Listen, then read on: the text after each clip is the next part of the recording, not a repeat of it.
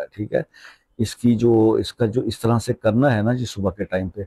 और सबसे बड़ी बात तो मैंने ये देखा कि जब ये आप पढ़ते हैं ना सूरह इखलास सुबह दिल से एक बड़ी तवज्जो के साथ 12 बार पढ़ लेते हैं, तो आप यकीन करें कि उस वक्त इस कैफियत होती है कि सारा दिन ना आप शैतान के वार से भी बचे रहेंगे, ठीक है ना। आपकी आप जो ये जो हमारे अंदर सुस्ती कोताही और काहिली सी आ जाती है ना, जो शैतान हमारे जिस्म में डालता है कि भाई नमाज के लिए सुस्ती हो रही है।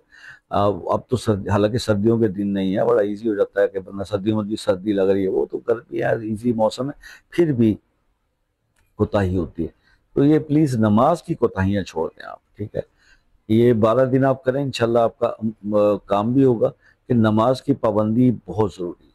मैं तो बार बार ये कह चुका, ये जो हम लोगों पे अक्सर क्रिटिसिज्म होता है, जो लोग वज़ाइफ हम लोग बताते हैं कि जी वज़ाइफ से जो है आप नहीं, नो डाउट आपको किसी अमल वजीफे शरीफे